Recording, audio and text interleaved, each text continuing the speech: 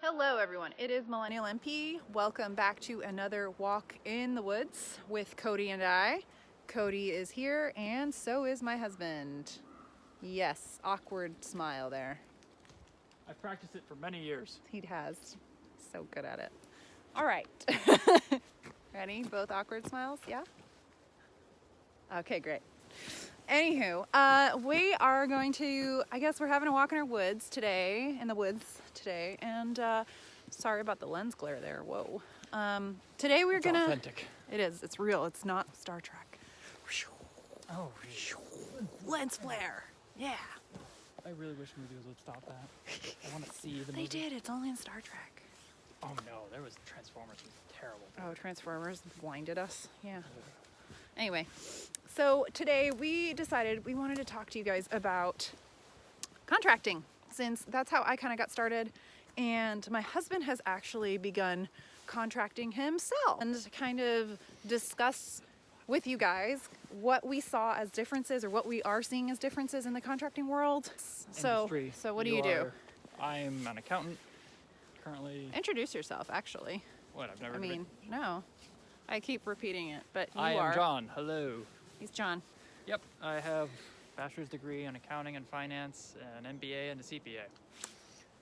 He's smart. Ish. Yeah. I mean, he's cute, but he's smart. I am that in spades. So yeah, that's what I do. I usually work for large Fortune 500 companies. What am I, 4 or 5 under my belt at this point? Yeah, I'd say. Yeah. A lot of big names. I've done some contracting for Amazon. Currently doing one for Zillow. Norwegian Cruise Line, although that was a full-time employee. He was full-time for Norwegian. Yeah. And then you've been offered a few things from Holland America, which is another cruise liner, but Yeah, I was negotiating with them. he was negotiating, but nah. Contracting is so much better. Aha, there it is. The truth comes out. Oh yeah, I'll say it anytime. I have coworkers asking me on my contracts, like, oh, so how do you think of this? I'm like, oh, it's great. So if you guys are watching what the economic changes this country is going through, and I'm not going to go into politics because I don't really think this is a channel for politics. I think this is a channel for you guys to kind of come out and learn something and share experiences through comments and stuff, and that's what we're doing. We're here to educate, Although I would say. If you do want to know more about the economics, message her and I'll give her some links to send to you. Exactly. So if you 'Cause are I interested in care our about economics, that. we care and he cares because he looks at numbers all day. But what I believe is a bit more important is the fact that we're seeing that more companies, especially out here in a big tech area such as Seattle / all these other major IT companies are moving to having... Cody lost the ball. But they're moving to having more... Here, so you can see what they're doing. So they're moving to having more contractors. And that means that these are people like my husband and I who will defer certain benefits, such as having health insurance or 401k or I don't know. We will pretty much say no, and we'd rather take a higher amount of a dollar amount. So the contracting in that sense is a bit different. So contracting for a nurse is different from contracting as an accountant. And in fact, I didn't even know accountants could contract. Typically, one of the main differences between nursing and accounting, which isn't like set in stone because you have some of your long-term care stuff, but nurses tend to only deal with patients for like, I don't know, a week at most at a time. I know there's exceptions and whatnot, but typically It's like a shift. We deal with shifts. yeah. So that patient or that group of patients will be ours for that amount of time, and then we hand off. Yeah. So I don't have to. So even tomorrow, I don't have to have that same group of patients, and I'm not held accountable for that. It's the nurse who I hand it off to by that point. Yeah. Whereas for you, it's different. Yeah, for me, doing accounting, there's going to be accounts, and I have to monitor them and keep them going and keep them in good health in terms of just making sure everything's getting recorded properly. But I'll have to do that same thing for months at a time, quarters or years. So I might do the same thing every day for months. When it comes to contracting, it's a little bit more challenging because you will work somewhere for 6 months where truly be able to do good at it, you need to be there for a year to truly understand everything. You've done contracting now for how long? You're on your second contract? I'm on my second contract, 6 months or so. So on average, what would you say your contract times are? Like, what is your company offering you? And I'll compare it with what my company offers and what the usual is for travel nurses. Usually it's guaranteed a couple of months. I'd say at least 3 or 4. I've only had a handful of contracts, but it's because, again, to the nature of the problem, it requires a lot of time to try and learn stuff and then fix stuff, because you can't just go trying to repair stuff if you don't really understand what's going on. But on average, how long is a contract? 4 to 6 months. It could go up to a year, but I'd say that would be more your average. So if you notice, guys, for him, he says 4 to 6 months. For us, it's in weeks. So typically our shortest contract for travel nurses is 8 weeks, and our longest being about 36. So you can always extend as a travel nurse. You usually can renegotiate around the time when your contract is getting close to ending, or even sooner than that. But there are some certain situations, I would say, that, dictate whether or not we're going to extend a contract or not, or end it sooner. Most of the time, though, nurses are kind of locked into a contract until that time is up. You kind of belong to that hospital up until it's over. Versus John, if his team finishes, or if he's done with his contract sooner than before. All right, so I had one project where I had to go and clean up a bunch of their accounts just because they were charging money, and they were implementing something new. So whenever something new happens, there's immediate chaos everywhere. So they had rolled out a program. They'd been collecting money, providing services, the whole business thing. But their processes weren't set up right, so it started creating a lot of problems and inaccurate numbers. So I was brought in as some extra help and for my expertise and organizing it, putting it all back in order. It was supposed to take 4 months, but the bulk of the work was done in like 2.5. So, yeah, because of me.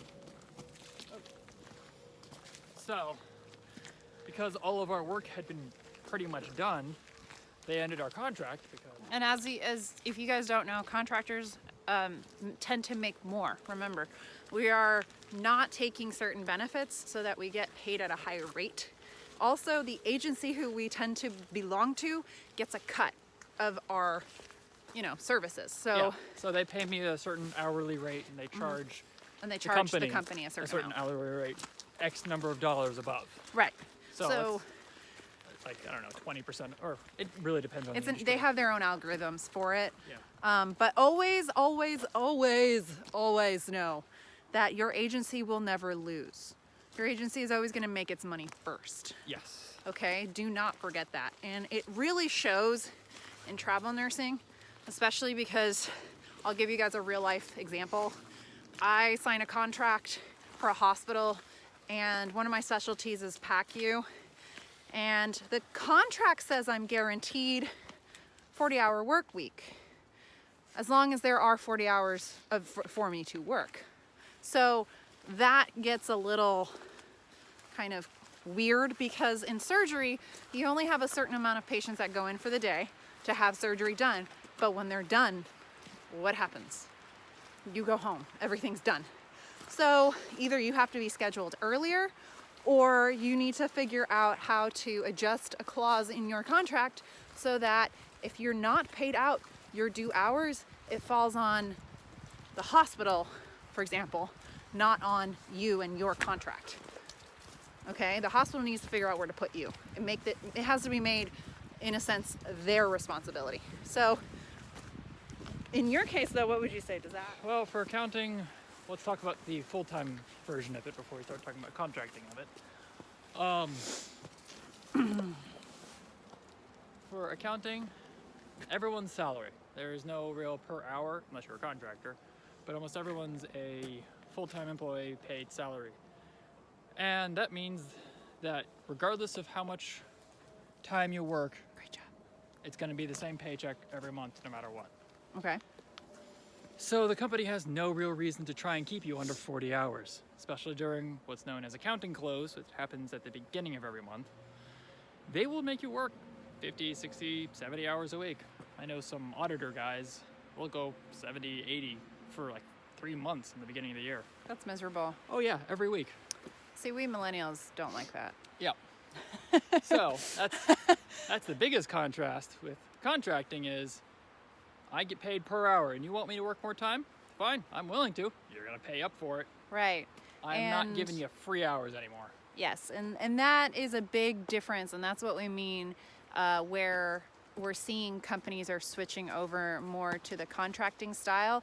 And it's not just because they're getting their own heat from upper management and crunching hours and making sure that everybody is working what they should be, and as the most efficiency is what their goal is. They want to be really efficient so that they can make the money, right? And they want to do it with the least amount of loss. So well, it would be one thing in the industry like, all right, you have this much time to get all your work done. If you come in under hours to get it all done, so let's say something would take you 50 hours, but you somehow do it in 35, it's not like you get those extra 5 hours to go home or go do errands. No, you have to keep working your extra 5 hours. Right. So they have all the incentive to try and keep you around for as long as possible, and none of the incentive for you to try and send you home. And the big difference that we're seeing with the changing of that mindset is the fact that we younger generations are seeing that we want a more balanced work-life balance. And that's not a term that is appreciated from the East Coast. I don't know how many of you guys are from the East Coast, but one of the biggest difference we found leaving the East Coast was the fact that we were tired of being worked like workhorses. And I saw this in the hospitals. Right? Okay, so you had a fever of 101. Technically. Mm-hmm. And instead of calling out, I made sure I grabbed a bottle of Dayquil so I could sit at my desk and still perform my job functions, because they would have yelled at me if I didn't. And the thought of just working from home. A fever. During close, yes. During close. Like if it was the last couple days of the month or so. So close, for those of you who are not aware, is a specific time of the month that accountants have to be present for so that they can close their books up for that quarter or the year or the month or however that company is doing it. And it is a bad time to call out or be sick. So if you've asked an accountant before about close week or close month or close whatever, they're usually very... You'll never be able to get your accountant friends out in the first week of the month because they're staying late because they have to run numbers. Because they have to, yeah. That's when they pull their 40-plus hour weeks. And so for you guys who are from the East Coast, what is the concept of being sick? You think about it of how it's going to inconvenience your job because you have to go to work. Yeah, it's not like, oh, I hope you feel better. It's get someone to cover your shift. You better find somebody to cover your shift or else. Yeah. So in my experience, I had some serious car issues where my car, for example, would not start, and I would call in advance. Like I would say, look, I'm running late. I apologize. It's not my norm. I literally can't turn the car on.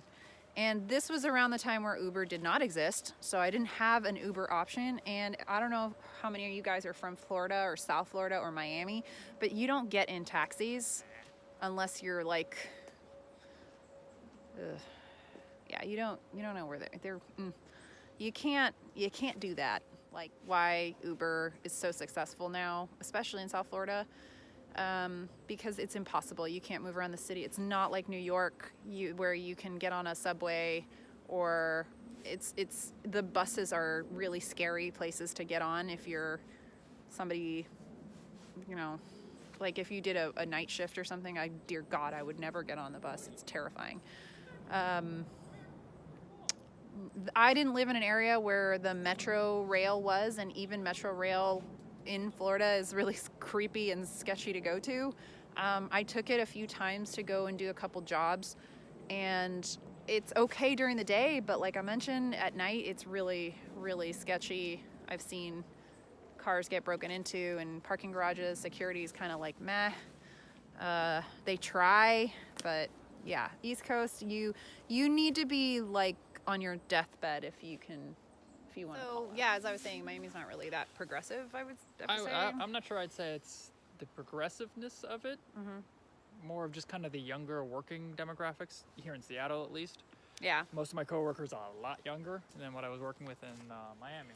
Yeah. I guess. Well, I mean, the higher up positions. The higher up positions, more like management, upper management. Yeah. It's still very old school traditionalist. Yes. Which like is. I still went to work in button down a dress shirt and dress pants and all that type of stuff. Yeah. And interviewed in a full suit. Interviewing in full suits versus here where he would interview wearing more of a dress down casual kind of look. Yeah. I was interviewing, one of my recent interviews, I was interviewing in the same clothes that I went to work every day in Miami. Yeah. So like it just starts somewhere else. Yeah, so I mean, and for me, traveling interviewing is always done on the phone. So I've never, when I started travel nurse, I've never had to do an interview where I've had to go in person because it's impossible. You're traveling there. So you will do most of your interviews either via Skype or on the phone. So dress just however you want. You don't even have to have pants if you don't want to. You don't even have to have pants. You're right. Yeah, so the dynamic of hiring and working hourly is very different. One major difference I would say is for nurses is we have to be very cautious with how we write our contracts. I will put a link to one of my assisting contracting videos for you guys, so check that out. I'll put it here, and you guys can check that out in case you are going to be doing any travel nursing. But as for my husband, one of the biggest difference he'd say is contracting is he still gets benefits, right? Yeah, that's because I kind of have a hybrid contract thing. Right. So when he's not on contract, he is still making money. Yep. Which for us, we do not. Nurses do not. Well, it's the same as my industry too. It's just this particular setup. I'm technically working full time for the contracting firm.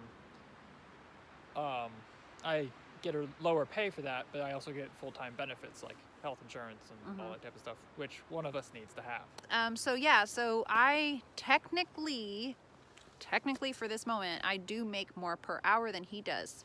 And therefore it made more sense for him to carry the health insurance versus me, where I can hold the health insurance, but then it disappears after my contract is done.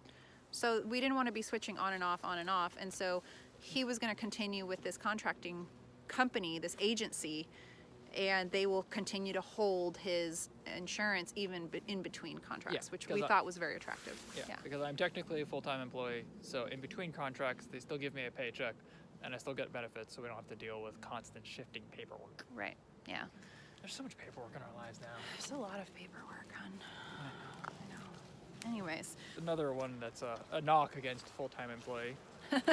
So we're hating on the full-timers here. Well, I'm going to have to hate on full-time accounting anyways. Yeah.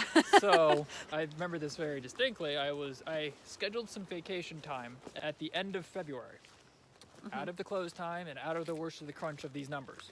So I thought I'd be good to go, and they approved my vacation and all that stuff. All right. Approved. Yes, okay. Approved. All right, great. So I leave, go on my vacation, and like the first day I left, and I'm sitting in the airport to get on a flight, I get a call from one of my bosses saying, "Hey, did you remember to bring your laptop with you?" I'm like, "What?" "Yeah, do you have your laptop?" I remember no, that. I'm on vacation. Like, oh, well, even on vacation, you're expected to hold on to your laptop until the financial statements are issued in case there's any one-off things. Which, okay, but then I'm not on vacation. I'm still on call for you guys. Yeah. That's not vacation. Yeah. Next time, you have to make sure you take your laptop with you. Which, if it was like, I'm an accountant for a firm of 10 people, I get it. Yeah. It's a small business, you're growing. Yeah, like, I get it. Sometimes you have key people and they have to be responsive.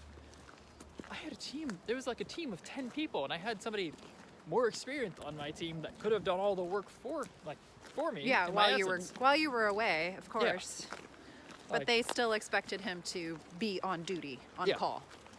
So that was kind of like, I think for us that was a big wake up call, because we don't go that way. We've been in the industry for a while, and we kind of felt like that's crossing a line. Like, if it's my own business, sure. Yeah. But I'm not going to be on your beck and call 24/7 when I'm not getting paid for it, or paid like that I am. No. It is. I don't. I am more than happy to work for your business. I am not on the same dedication level as you. Yeah. So fine. No. Because realistically, like, you know, we're eventually we want to have a life. Like, we are not here to make up for losses for somebody else's company or something like that. You know, a lot of us have the mentality of working for ourselves. And a lot of us want to have a work-life balance that makes sense, which is, he would like to be off to spend time with You actually. with me. Yeah, who wouldn't want to spend time with me? I'm kidding. We found that to be a big reason why we weren't going to continue that lifestyle like that. That's been my favorite thing about the contracting thing right now. No, if you want to work from home. We don't even you guys don't have that. Work but I from do. home doesn't exist really on the East Coast like it does on the West Coast. It's what would you say that was one of the biggest differences when you went to a more progressive city, I would say? Because Miami's not progressive, I'm sorry.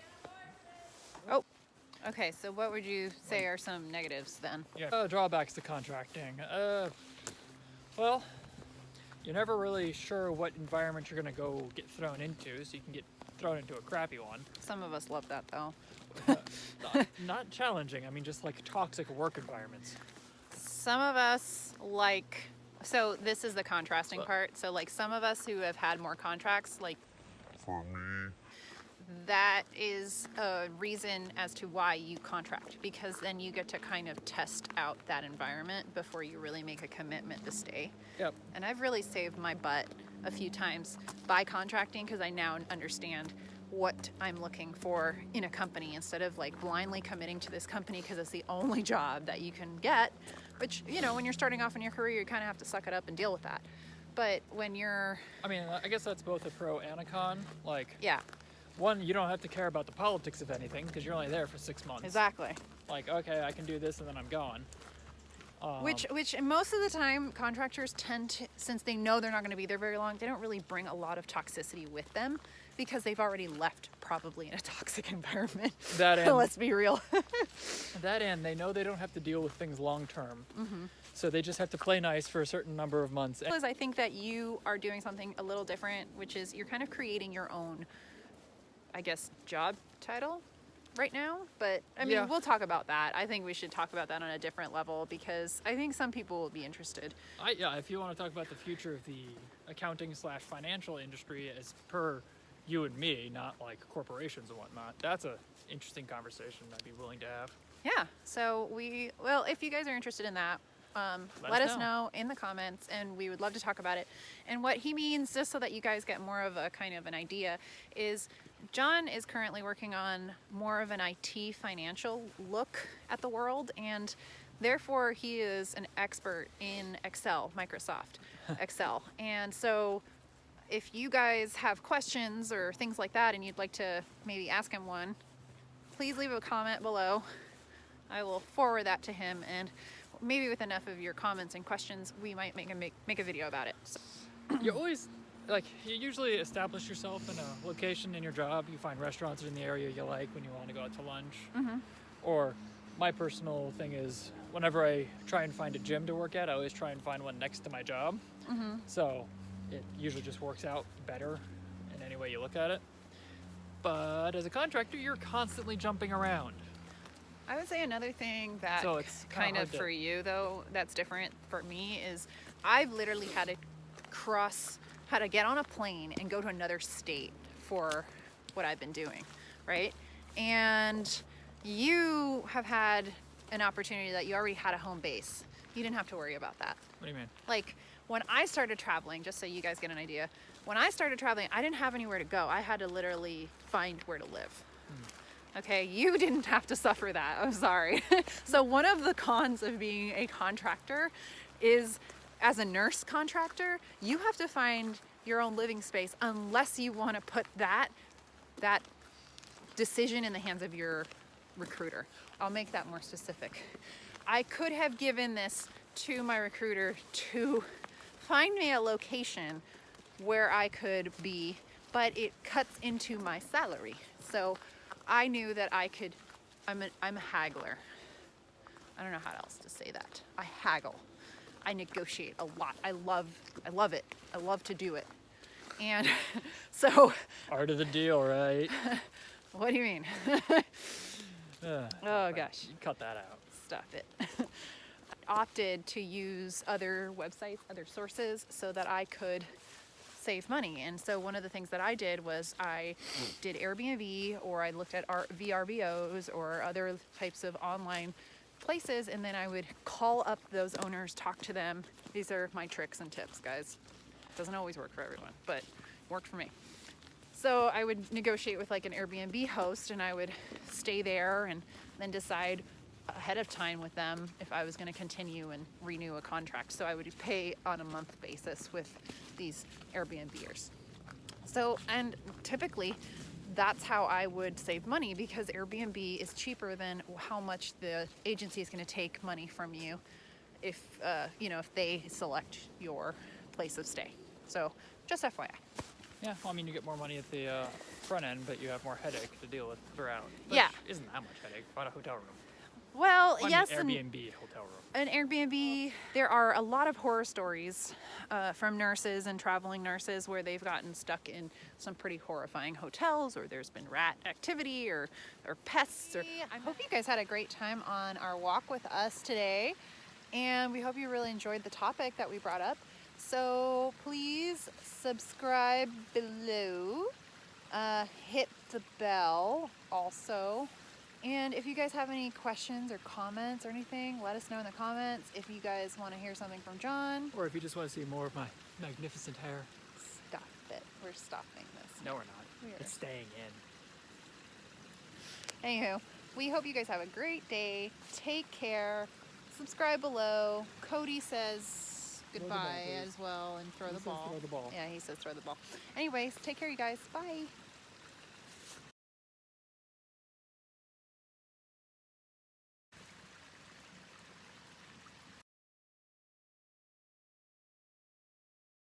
He sometimes doesn't always get the ball, you know. I felt a little awkward leaving at 4 o'clock though, with everyone else still hunting down. Wrong way, dog. Yeah, I mean, I was surprised he's coming home sooner. He didn't see it. He went.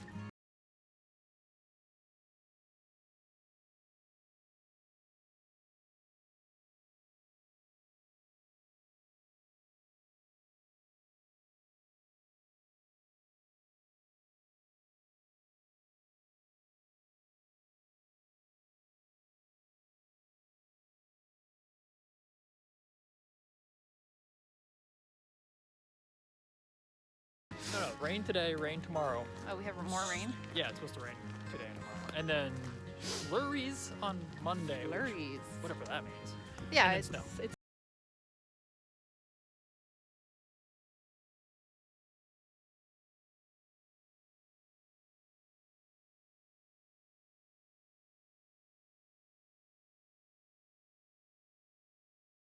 I'm gonna put it in an Excel spreadsheet for you by the end of the day. Oh, no, it doesn't. That Miami's an angry city. Oh, yeah. It's super raging. Well, have you tried driving in it? Yes, I'm very good at it. Very good at driving in Miami. My cousin from Utah, Caroline, which I am going to post a video with her, and you guys will meet her. She thinks she told me that she probably had the most fun driving with me in Miami. For like, it was just 1 hour's worth of driving, but she thought it was the most fun. But let's face it, our sense of humor is really dark. It's not meant to hurt anybody. It's just dark, okay? You're a nursing channel. Everyone should have rather dark humor. I mean, I'm originally an ER nurse. I mean, if we weren't cursing, it was dark. I don't know how else to say that. I've really curbed my cursing. Thank you. It's been a long time. It's a lot of work. Even I have my old ER friends who are like, you don't curse anymore. It sounds so funny. right? It's amazing. It's the environment. Did I Completely curse that much changes in you. Miami or no? You curse a lot more in Miami, I would say.